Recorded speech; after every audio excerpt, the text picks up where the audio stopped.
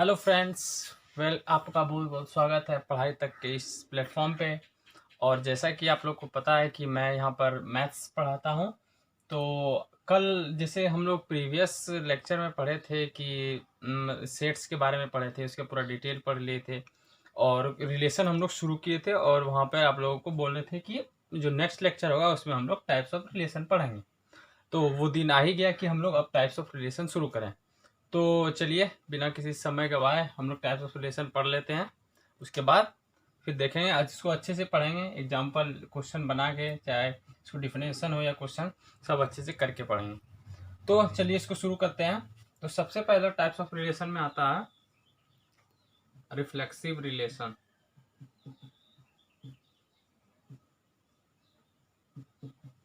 अब देखिए reflexive relation क्या होता है। तो इसको कहा गया है ऐसा कि जैसा कि आप लोगों को पता है, जैसे कोई एक सेट है 1 2 3 का। तो इससे तो आपको ये पता होगा कि आपको हम बताए भी थे कि इससे हम कितना, अगर अगर आपको बोला जाए कि ये टोटल नंबर ऑफ रिलेशन अगर ए का निकालना है तो कितना होगा। तो आप लोग को बताए थे कि वो जो टोटल नंबर ऑफ रिलेशन होता है 2 पर पावर m × n होता है। यही फॉर्मूला बताए थे कल आप लोग, मतलब प्रीवियस लेक्चर में। तो इसका जो टोटल नंबर ऑफ रिलेशन अगर निकालना चाहें तो ये होगा 2 पर पावर 3 × 3, तो 2 पर पावर 9। तो 2 पर पावर 9 रिलेशन बन सकता है ए का। लेकिन हम यहाँ पे कोई एक सा रिलेशन बना के उसका एग्जांपल लिख लेते हैं और उससे देखते हैं कि उसको रिफ्लेक्सिव कब होगा या कब नहीं होगा। तो देखिए हम एक यहाँ पे लिख रहे हैं रिलेशन। तो यहाँ पे लिख रहे हैं हम,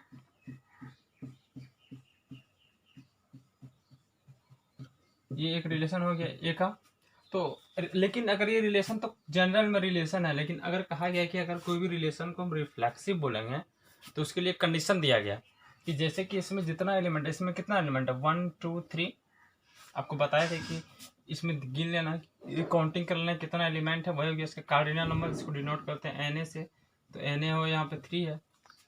तो अब यहाँ पर रिफ्लेक्सिव रिलेशन के लिए कंडीशन दिया गया कि जैसे कि इसमें इसमें कहा गया कि रिफ्लेक्सिव रिलेशन के लिए जो भी एलिमेंट होना चाहिए इस रिलेशन में, वो in the form of a comma a होना चाहिए।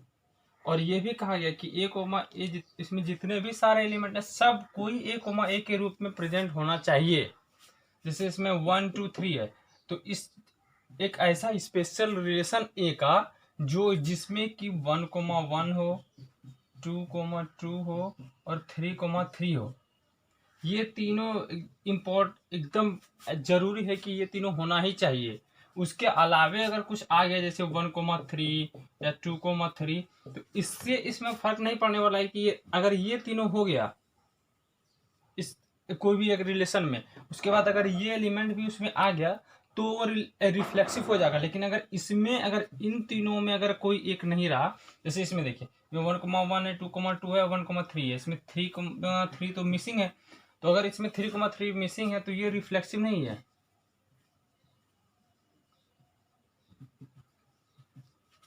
तो आप समझ गए होंगे कि ये रिफ्लेक्स। अच्छा, एक और एग्जांपल हम लोग देखते हैं। तो ये आप यहाँ तक समझ गए होंगे, तो इसके आगे हम देखते हैं कि जैसे कोई एक सेट है, मान लिए हम लोग, जैसे कोई एक सेट माने हम लोग 1 2 का, 1 2 3 का ये मान लेते हैं। और एक रिलेशन बनाए 1 1 2 2 का। तो अब ये रिफ्लेक्सिव है या नहीं है। तो आप लोग को बताया कि इसमें जितना भी एलिमेंट है सब कोई ए कोमा ए के रूप में प्रेजेंट होना चाहिए इस रिलेशन में, उसी को बोलेंगे रिफ्लेक्सिव रिलेशन। तो इसमें अगर देखें तो इसमें तो 1 1 है, 2 के लिए 2 भी है, लेकिन 3 3 तो यहाँ है ही नहीं। तो ये फिर रिफ्लेक्सिव नहीं हुआ। इसका रिफ्लेक्सिव तो एकदम याद रख लीजिए कि इसमें जो भी एलिमेंट है सब कोई ए कोमा ए के रूप में प्रेजेंट होना चाहिए। यही एक कंडीशन है रिफ्लेक्सिव के लिए। और अगर इसके अलावे अगर कुछ आ गया जैसे 1 3 भी आ गया तो उससे दिक्कत नहीं है, लेकिन इस एलिमेंट का ए कोमा ए के रूप में प्रेजेंट होना जरूरी है। तो यहाँ तक तो अब समझ में आ गया होगा अच्छी तरह से। इसमें कुछ ज़्यादा याद नहीं, बस यही याद रखना कि ए कोमा ए के रूप में प्रेजेंट रहता है जो भी एलिमेंट इसमें रहता है। तो अब चलिए दूसरा पढ़ते हैं। अब हम लोग का दूसरा जो है, दूसरा रिलेशन है हम लोग का सिमेट्रिक रिलेशन।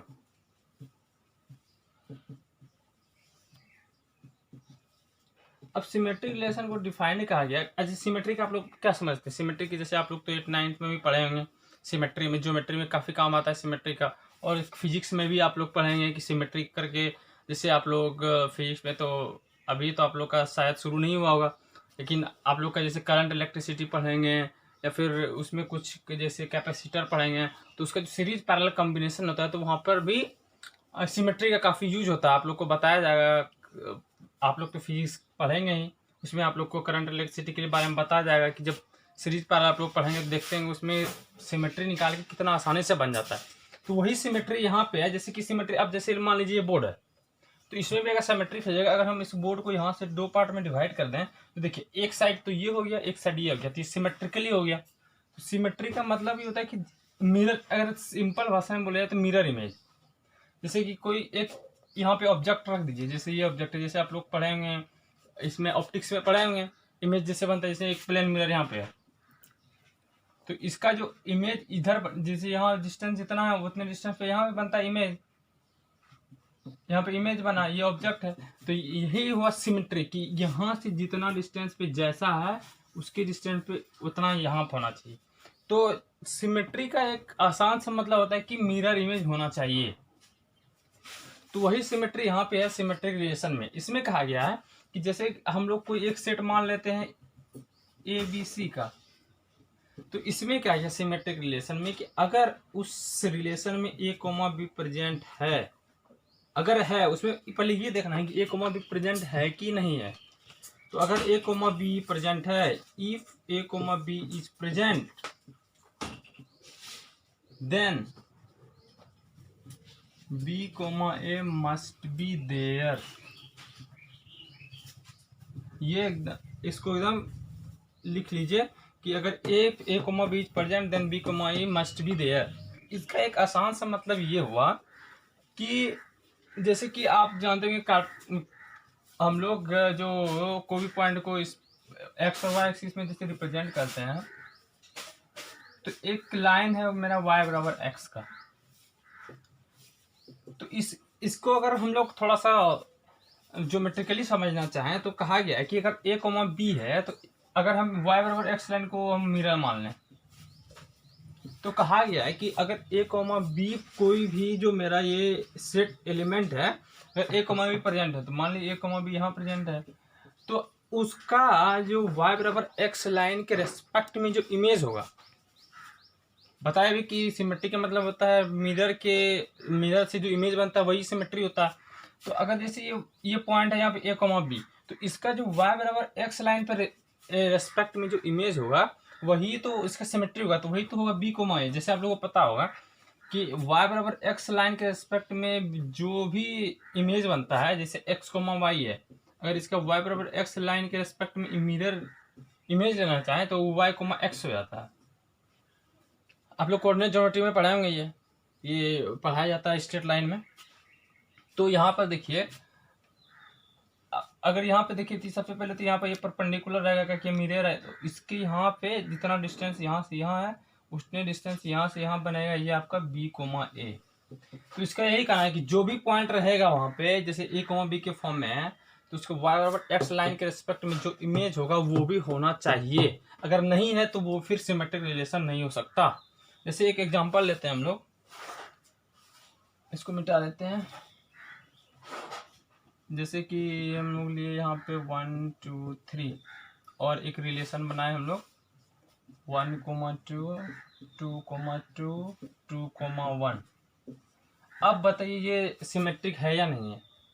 तो और सबसे पहले हम लोग क्या सोचना है, सबसे पहले सोचना है कि अगर देखिए इसको हम बोले कि अगर A, B इज प्रेजेंट, तो A, B अगर ये इसको A, B मान लें, तो इसका मिरर इमेज जो होगा B, वो क्या होगा 2, 1। इसका मिरर इमेज ही ना होगा 2, 1। तो अगर अब बोला गया कि अगर 1, 2 प्रेजेंट है, तो हम इंडायरेक्टली है समझ लें कि अगर 1, 2 प्रेजेंट है रिलेशन में एलिमेंट के फॉर्म में, तो हम मेरे पास 2, 1 भी होना चाहिए। तो देखिए 1, 2 यहाँ है, इसका मिरर इमेज 2, 1 यहाँ पर प्रेजेंट है। अब बात यहाँ आता है कि ये जो एलिमेंट है 2, 2 इसका मिरर इमेज क्या होगा। ये 2, 2 है, इसके y बराबर x लाइन के रेस्पेक्ट में इसका मिरर इमेज क्या होगा। अब जैसे आप लोग को एक आप लोग हमको बताइए, एक चीज बताइए कि कोई मिरर है, अगर हम यहाँ पर ही ऑब्जेक्ट को रख दें, मिरर पर ही ऑब्जेक्ट को रख दें, तो इसका इमेज कहाँ बनेगा? मिरर पे ही अगर ऑब्जेक्ट को सोच के बताइए आप लोग, कहाँ पे बनेगा? तो अगर कोई ऑब्जेक्ट मिरर पे ही रहता है तो उसका ऑब्जेक्ट उसी वहीं पे बन जाता है। तो अगर इसको ध्यान से देखेंगे 2,2 जो हम लोग का उस रिलेशन में था, रिलेशन में हम लोग का यही था ना 1,2, 2,2 और 2,1। तो इन दोनों का तो काम हो गया, बचा ये मेरा। तो अगर y बराबर x लाइन ड्रॉ करें हम लोग, y बराबर x लाइन, ये हो गया y, ये x, तो 2,2 तो मेरा इजी पे है। और हम लोग को पता है कि हम लोग जो सिमेट्री के लिए चेक करते हैं तो y बराबर x लाइन को ही मिरर मानते हैं। तो अगर ये मेरा मिरर पे ही 2,2 है तो इमेज यही है और ऑब्जेक्ट भी यही है। तो 2,2 तो एक हो गया, y बराबर x लाइन में खुद इमेज भी है और ऑब्जेक्ट भी है। तो ये फिर हो गया आपका सिमेट्रिक रिलेशन, ये आपका सिमेट्रिक रिलेशन है, ये सिमेट्रिक रिलेशन है। तो ये पूरा समझ में आ गया होगा कि अगर कोई भी पॉइंट दिया हुआ, पहले रिलेशन देखेंगे, हाँ अच्छा ये रिलेशन दिया, उसमें ए कोमा बी पॉइंट लिए, मतलब कोई भी एलिमेंट ए कोमा बी के फॉर्म में है, तो उसको वाई बराबर एक्स लाइन के रेस्पेक्ट में हम पहले क्या किए, वाई बराबर एक्स लाइन ड्रॉ कर लिए, उसको मिरर मान लिए, ए कोमा बी जहाँ था उसको रख दिया, उसके देखे कि ए कोमा बी का जो मिरर इमेज बी कोमा ए आया वो रिलेशन में प्रेजेंट है या नहीं है। तो एक यहाँ पर आता है कंफ्यूजन कि अगर 2,2 है तो इसका मिरर इमेज तो 2,2 हुआ, तो वो भी प्रेजेंट होना चाहिए। नहीं, वो तो एक बार है ही, तो कितना बार प्रेजेंट रहेगा? तो उसको है ही, तो वही तो इमेज हो गया, वही ऑब्जेक्ट हो गया। उससे कोई दिक्कत नहीं कि यहाँ पे कोई बच्चा सोच लिया कि अगर 2,2 है तो इसका मिरर इमेज तो 2,2 हुआ, तो फिर ये 2,2 है कहाँ? ये तो ऑब्जेक्ट वाला ही है। अरे यही तो ऑब्जेक्ट और यही तो इमेज है, तो कितना बार प्रेजेंट रहेगा? तो यही तो इमेज और ये ऑब्जेक्ट किया, तो इसीलिए ये सिमेट्रिक रिलेशन हो गया। यहाँ तक तो आप लोग समझ गए होंगे, यहाँ पर तक कोई दिक्कत नहीं है। चलिए ठीक, अब हम लोग लास्ट की जो बचा है ट्रांजिटिव रिलेशन पढ़ेंगे।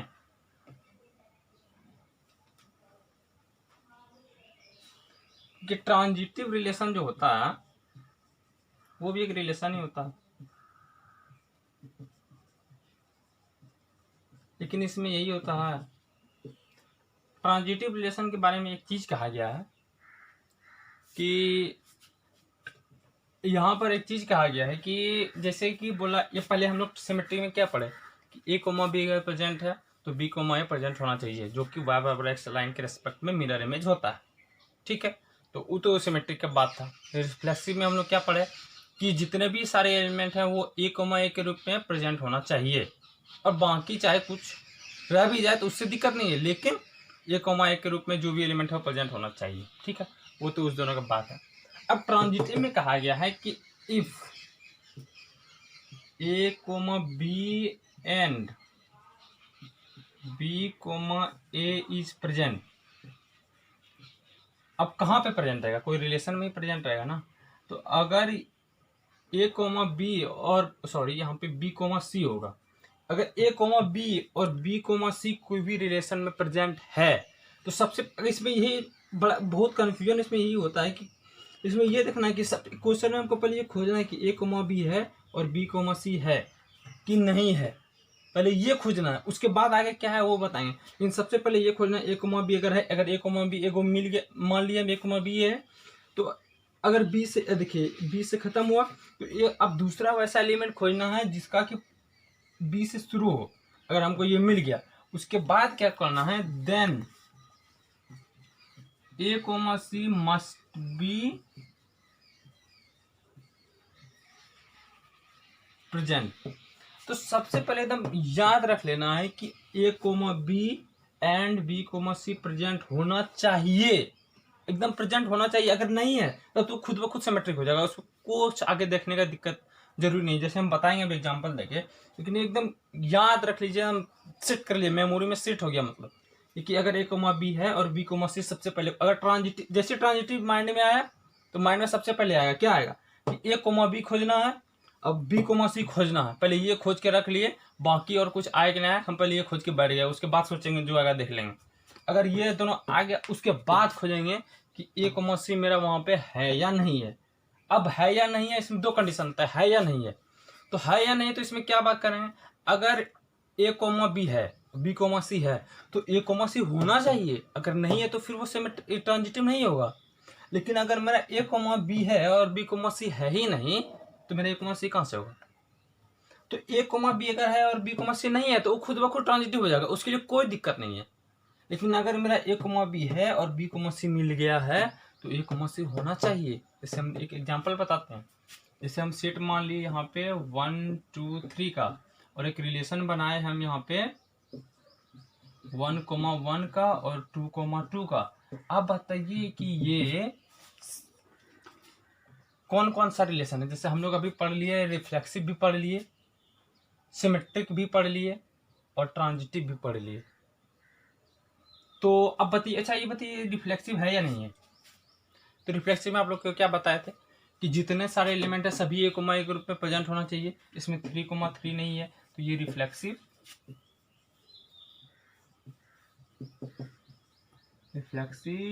नहीं है, रिफ्लेक्सिव नहीं है। अगर 3,3 रहता तो रिफ्लेक्सिव हो जाता। अच्छा सिमेट्रिक के लिए हम लोग क्या पढ़े थे? सिमेट्रिक के लिए पढ़े थे कि y बराबर x लाइन एक को हम मिरर मान लेंगे।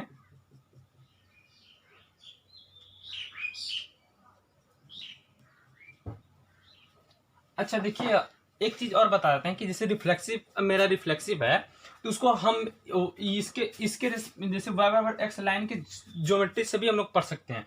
कैसे? देखिए उसमें जितने सारे एलिमेंट है इसको हम इस तरह से बोल सकते हैं कि जितने सारे एलिमेंट ए के हैं अगर उसको रिफ्लेक्सिव होना है तो उसका जो भी एलिमेंट है सब मिरर पे फॉल करना चाहिए, सब एलिमेंट को मिरर पे फॉल करना चाहिए। इसका मतलब यही ना हुआ कि अगर 1 2 3 जो इसका एलिमेंट है अगर मिरर पे फॉल किया तो इसका मतलब तो यही है कि ये 1,1 होगा, ये 2,2 होगा और ये 3,3 होगा। तो ये आसान है याद रखने में कि अगर ए को रिफ्लेक्सिव होना है तो उसका जो भी एलिमेंट है वो सबको y बराबर x लाइन पर फॉल करना चाहिए। अगर y बराबर x लाइन पर फॉल करिए तो खुद ब खुद 1 जो है 1,1 हो गया, 2 जो है 2,2 हो गया, 3 जो है 3,3 हो गया। और सिमेट्रिक में क्या करना है कि y बराबर x लाइन के रेस्पेक्ट में मिरर इमेज होना चाहिए। तो ये दोनों हो गया। अब ट्रांजिटिव के लिए, अच्छा इसको अब ये सिमेट्रिक है या नहीं है? देखिए ये तो 1,1 विनर पे ही है और 2,2 मिरर पे ही है। अगर ये दोनों मिरर पे ही है तो ऑब्जेक्ट खुद यही, इमेज खुद यही, तो ऑब्जेक्ट और इमेज तो दोनों है ही मेरा, तो ये तो सिमेट्रिक भी हो गया।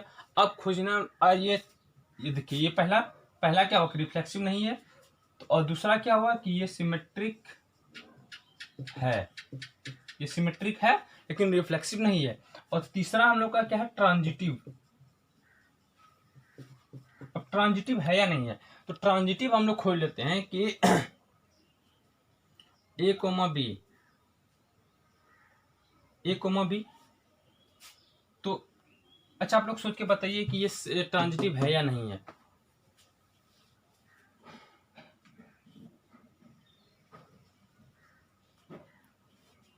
चलिए हम बताते हैं कि जैसे कि यहाँ देखिए 1,1 जैसे है तो आप लोग को यही बताया कि अगर ए कोमा बी खोजना है तो इसको ए कोमा बी मान ली। अब जैसे अब बी कोमा सी खोजने का एक तरीका बताते हैं कि ए कोमा बी है तो ये बी से खत्म हुआ ना, इसका देखिए इसका जो ये जो एलिमेंट है इसका जो अंदर में पॉइंट्स है तो ये बी जो है बी से खत्म हुआ और दूसरा जो बी कोमा सी खोजना है ये बी से शुरू हुआ। तो यही खोजना है कि अगर ये बी से खत्म हुआ तो बी से शुरू होने वाला, तो इसको देखिए 1 से खत्म हुआ तो 1 से शुरू होने वाला, तो 1 से शुरू वाला पॉइंट तो खुद यही है ना यही। तो 1 तो अगर ये हो ही गया तो 1 तो ए कोमा बी जो है 1,1 हो गया, बी कोमा सी भी हो गया 1,1 ही हो गया, तो ए कोमा सी तो 1,1 ही गया, तो ये तो ट्रांजिटिव हो गया। और खुद फिर उसी तरह ये भी ट्रांजिटिव हो गया, मतलब ये ट्रांजिटिव भी है। तो यहाँ तक तो हमको लगता है आप लोग को समझ में आ गया होगा, यहाँ तक कोई दिक्कत नहीं है। एक एग्जाम्पल और हम आप लोग को बताते हैं ट्रांजिटिव का जो काफी अच्छा एग्जाम्पल है, उसको अच्छे से देखिए। जैसे हम लोग एक फिर वही माना था 1 2 3 से कोई सेट है, इसका एक रिलेशन बनाया हम लोग 1,2 1,3 और 3,3 का। अगर ये हम लोग बना लिए ये, अगर ये हम लोग का रिलेशन है तो अगर देखिए अभी यहाँ पे क्या करना है कि 1 अगर इसको बताना है कौन कौन सा क्या क्या है, रिफ्लेक्सिव है, ऑप्शन देते हैं हम लोग, रिफ्लेक्सिव है, दूसरा सिमेट्रिक है, तीसरा ट्रांजिटिव है, या चौथा ऑल ऑफ द एबव। तो बताइए क्या है, तो बताइए, इसको सोच के अच्छे से बनाइए क्या है। तो चलिए आप लोग पॉज करके इसको बना लीजिएगा, ये अच्छा क्वेश्चन है। तो हम बताते हैं, जैसे कि पहले हम लोग को रिफ्लेक्सिव के लिए मतलब चेक करना है। तो रिफ्लेक्सिव के लिए क्या बताए थे कि इसमें जो भी सारे एलिमेंट हैं वो, जैसे कि हम लोग यहाँ पे बना लिए y बराबर x, इसको मिरर मान लिए हम लोग। तो उसके सारे एलिमेंट जो 1 2 3 वो y बराबर x लाइन पे फॉल करना चाहिए। तो इसमें अगर y बराबर x लाइन पे फॉल किया तो कौन कौन सा पॉइंट होगा, पहला 1,1, दूसरा 2,2 और तीसरा 3,3। ये तीनों एलिमेंट तो प्रेजेंट होना चाहिए, लेकिन इसमें तो केवल 3,3 है, ये दोनों तो प्रेजेंट है नहीं। अगर बताइए, अगर ये दोनों नहीं है तो इसमें रिफ्लेक्स कैसे होगा।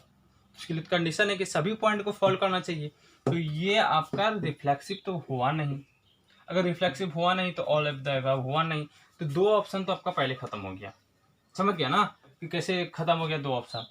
अगर अब दूसरा सिमेट्री के लिए चेक करना है तो अब क्या सिमेट्री के लिए क्या रिलेशन है कि अगर ए कॉमा बी यहाँ पे प्रेजेंट है, ये वाई बराबर एक्स लाइन है, तो इसका जो मिरर इमेज बनेगा y बराबर बी कोमा ए, वो भी प्रेजेंट होना चाहिए। तो जैसे अगर 1,2 मेरा प्रेजेंट है, यहाँ पे 1,2 प्रेजेंट है, इसका जो मिरर इमेज बनेगा 2,1 वो तो प्रेजेंट होना चाहिए, लेकिन यहाँ पे 2,1 तो है नहीं, तो ये तो सिमेट्रिक होगा नहीं। अब जैसे 1,3 है तो इसका भी मिरर इमेज है नहीं, लेकिन केवल एक मिरर इमेज तो इसका है। 3,3 तो खुद इसी पे फॉल कर जाता है ना, तो ये तो खुद ऑब्जेक्ट खुद इमेज है। लेकिन अगर इसमें एक का भी मिरर इमेज नहीं हुआ तो फिर सिमेट्रिक नहीं हो सकता, तो ये तो सिमेट्रिक हुआ नहीं। अब आगे चेक करना है हमको ट्रांजिटिव के लिए। अब देखिए इसमें कॉमन सेंस है कि अगर ये तीनों नहीं हुआ तो ऑप्शन तो सीधा है कि ये होगा ही, ये तो हो ही जाएगा ना, 3 तो हुआ नहीं, तो अगर दूसरा कोई ऑप्शन भी नहीं कि नॉन ऑफ द अबव, तो ये तो हो ही जाएगा, कॉमन सेंस है। तो अब देखते हैं कैसे होगा। तो जैसे कि अगर इसको ए कोमा बी ट्रांजिटिव के लिए याद कीजिए क्या कंडीशन था कि if A comma B and B comma C are present, then A comma C भी यहाँ पे होना चाहिए। तो देखिए अगर ए कोमा बी यही है तो क्या बताया था आप लोग को, अगर ये 2 से खत्म हुआ, कोई भी एलिमेंट है जो 2 से शुरू हो, कोई भी एलिमेंट है 2 से शुरू हो, तो मेरा तो ए कोमा बी यहाँ पे है, ए कोमा बी है, लेकिन बी कोमा सा है ही नहीं, तो ए कोमा सी कहाँ से आएगा। इसलिए इस एलिमेंट के कारण तो ये खुद ट्रांजिटिव इसको बना दिया, काहे कि वहां पे बी कोमा सी था ही नहीं। अगर बी कोमा सी था ही नहीं तो ये तो ट्रांजिटिव इसको बना दिया खुद ब खुद। तो अब इसका तो काम खत्म होगा, ये तो बोल रहे कि जाओ तुम हो जाओ मेरे लिए, होता ना आपको जो चाहिए वो है ही नहीं मेरे पास, तो ठीक है आपका जो मर्जी वो कीजिए। तो ये बोला हम ट्रांजिटिव हो जाएंगे, तो चलिए हो जाइए। अब आता है बात इसका, चलिए ये तो ऐसे ही निकल गया। अब 1,3 का बात आता है। तो 1,3 अगर ए कोमा बी हुआ तो अब बी से शुरू होने वाला खोजना है, तो ये 3 से खत्म हुआ है, तो 3 से शुरू देखिए यहाँ पे है, तो 3,3 हुआ। ठीक है, अगर ये 3,3 हुआ तो ए कोमा सी अब क्या बनेगा, देखिए ये ए कोमा बी है आपका, ये बी कोमा सी है, तो ए कोमा सी क्या बनेगा, देखिए ए क्या है 180 क्या है 3, तो ए कोमा सी अब क्या हो गया 1,3। तो एक देखिए यहाँ पे ए कोमा सी 1,3 हुआ और ए कोमा बी आपका भी 1,3 है, तो 1,3 तो आपका प्रेजेंट है ही। तो ऐसा नहीं होना कि ए कोमा बी यहाँ पे 1,3 है। अब ए कोमा सी किसी किसी को कन्फ्यूजन आता है कि ए कोमा सी 1,3 हो सकता है कि नहीं, कुछ भी हो सकता है भाई, हो गया तो हम इसमें क्या करें, हो गया तो अब ऐसा भी सोच सकते हैं ये तो 1,3 जो ये तो ए कोमा बी वाला है, ए कोमा सी वाला 1,3 कहाँ गया, तो यही है वह। अब क्या अलग अलग होता है, आपका भारत और मेरा भारत तो एक ही है ना, देश तो एक ही होता है, आपका रहे या मेरा रहे, आपका भी है मेरा भी है, तो ये इसी तरह ए कोमा बी और ए कोमा सी तो यही है। तो ये आपका ट्रांजिटिव हो गया। तो इसको अच्छे से देख लीजिए कि ऐसा कन्फ्यूजन नहीं आना चाहिए कि ए कोमा बी वाला 1,3 पॉइंट है तो ए कोमा सी वाला ये हो सकता है, हो सकता है, कोई दिक्कत नहीं है। और ये इसके कारण क्यों नहीं हुआ कि इसके कारण बी कोमा सी था ही नहीं, अगर बी कोमा सी होता तो ए कोमा सी होना चाहिए। ऐसे आपको एक बताते हैं कि जैसे ट्रांजिटिव के लिए तो नहीं बता लिए, तो एक और एग्जांपल बता देते हैं जो कि ट्रांजिटिव नहीं है, इसको अच्छे से देख लीजिए और लिख लीजिए इसको अच्छे से। तो जैसे हम लोग मान लेते हैं सेट है हम लोग का ए बी सी का, और एक रिलेशन बनाए हम लोग ए कोमा बी, बी कोमा ए और ए कोमा सी का।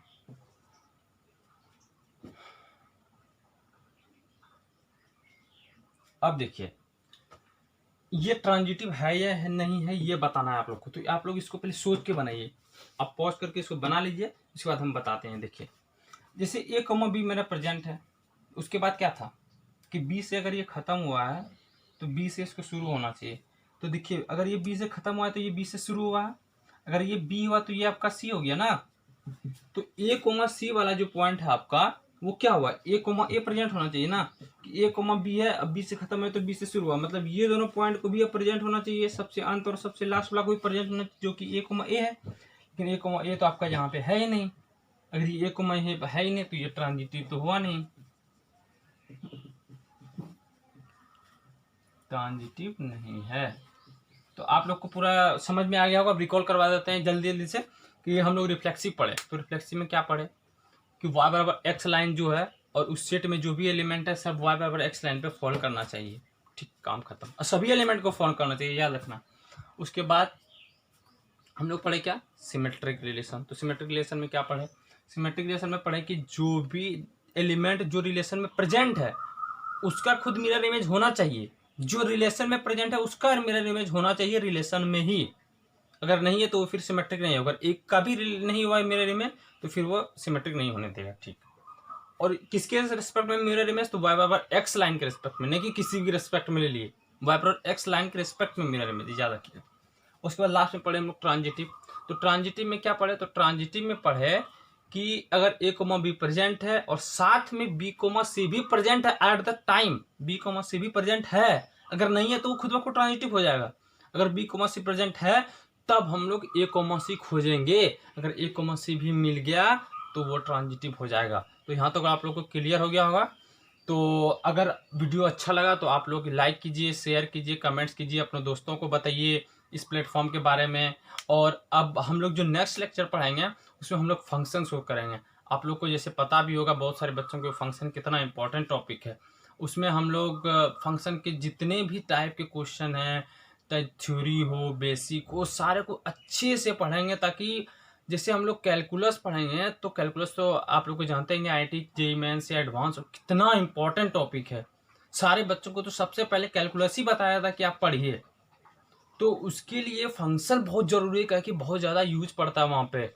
तो हम लोग फंक्शन को इतने अच्छे तरीके से पढ़ लेंगे कि कैलकुलस में हम लोग को, फिर अगर कैलकुलस पढ़ना तो कैलकुलस पढ़ेंगे ना, फिर हम लोग को फंक्शन में दिक्कत ना होने लगी। इसलिए फंक्शन को बहुत अच्छे से पढ़ेंगे। तो आप लोग इस वीडियो को अच्छे से देखिए, समझिए, क्वेश्चन बनाइए। अगर कोई डाउट हो तो कमेंट्स कीजिए, शेयर कीजिए, ताकि ज़्यादा से ज़्यादा लोगों तक पहुँच पाए। और नेक्स्ट लेक्चर में हम लोग फंक्शन के बारे में पढ़ेंगे। तो चलिए आज यहीं तक रखते हैं। धन्यवाद।